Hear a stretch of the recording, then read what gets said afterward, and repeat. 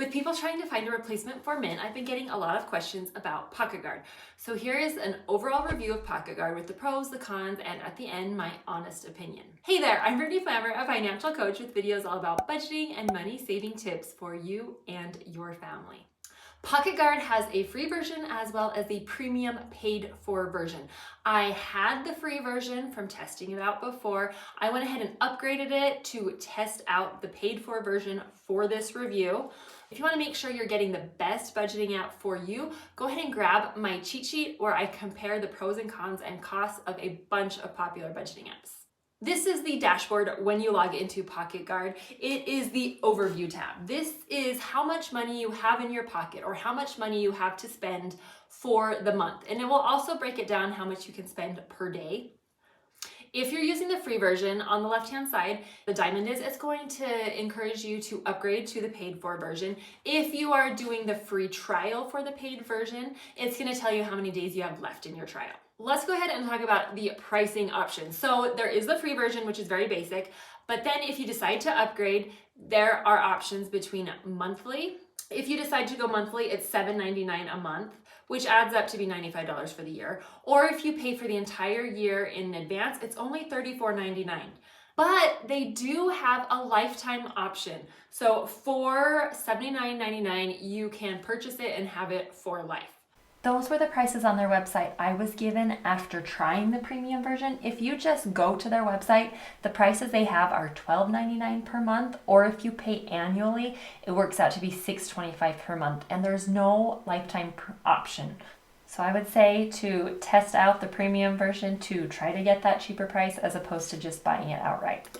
Now let's go ahead and go through the different tabs. If we look at the accounts tab, it is going to show you every single account that you have linked. If you hover over an account, it will give you some more info. So if it's a credit card, it's going to show you the amount due, the due date, the minimum payment for that credit card. Also, in the accounts, you can include a cash account, which is not available in all apps. The Insights tab will give you a pie chart of your spending.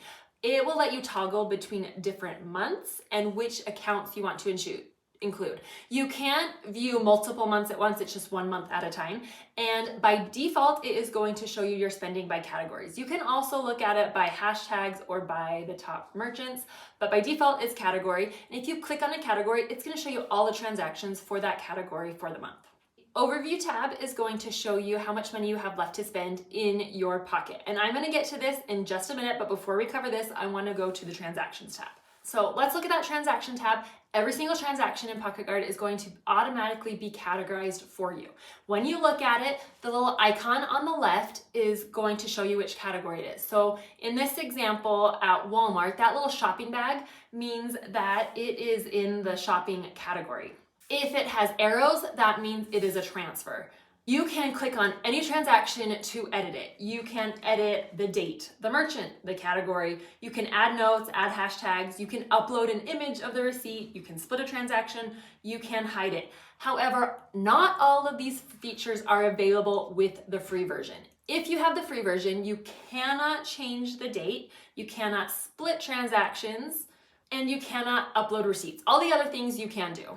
If something is categorized incorrectly, you simply choose which category you want it to be categorized and it will update. So for this example, Sun Pro Corp, this transaction was categorized as a business expense, but really it should be a housing expense because it was for some soffit, fascia, and a little bit of siding for our house. So I simply click on the transaction to edit it, and then I'm going to click on the category to change it. And I'm going to scroll through and choose which category I want it to come from. I'll select that category, and then I can choose to change just this transaction or every transaction from that.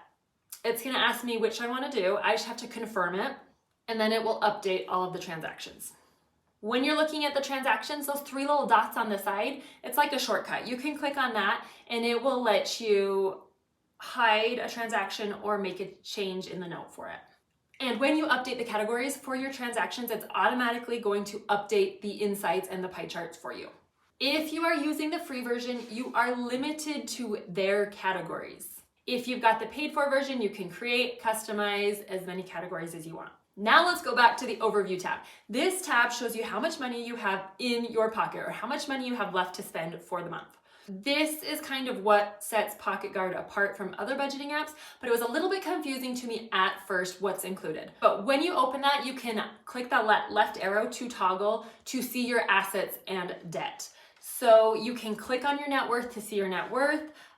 Red is your debts, green is your assets. You can see here mine is negative. It's only going to include assets and debts for the accounts you link. So if you don't link everything, it's not accurate. If you want to see what is included in your pocket, so what you have left to spend for the month, what calculations are taken out, then we're gonna go ahead and go down to the plan tab. In this example, I've got over $11,000 left to spend. It is going to take your income, and in this example, you can see I have not actually been paid yet. It is taking my estimated or my predicted income, and even though I haven't received that money yet, it's using that number. If you click on the income, it will take you to where you can edit the income and adjust it if that's not accurate. By default, it will take your income and it will subtract your bills. By bills, it means subscriptions or reoccurring expenses. It will also subtract your goals, which is essentially your savings, and it will also subtract your debts. Then it will subtract your spending or budgets that you create. Now, this is not exactly what yours will look like when you start. I couldn't go back to the default and I've already customized mine, but you can customize yours. So if you want to customize it, you can edit. These are called sections, and then they have the categories within the section. So it's kind of to me like budgeting categories and then subcategories.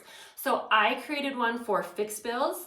If you click on a section to edit, you can add a bill, add a goal, add a budget, you can rename it, you can delete it, and then you can drag your different budgets or your different categories between different sections.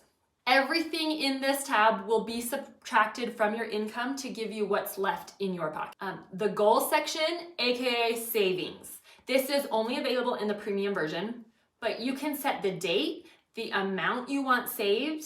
You can choose an emoji, although they're a little bit hard to find. It's automatically going to calculate how much you need to set aside each month to reach that goal. It also has a debts tab, but this is also only in the paid for version. But you can enter in all of your debts, and it is going to recommend a debt payoff plan for you. It's going to choose between debt avalanche and debt snowball, and it will recommend one for you. This is a pretty cool feature that most budgeting apps do not have. In the settings, you can choose which categories are included in the calculation. So if you don't want some of those variable expenses to be counted towards your pocket, you can adjust that there. They also have a lower your bills option where you can type in a bill and they will negotiate to try to get a lower bill for you. It does not cost you anything, but they take 40% if they save you money. So if they negotiate a bill for you and save you $100, they will take $40 of it.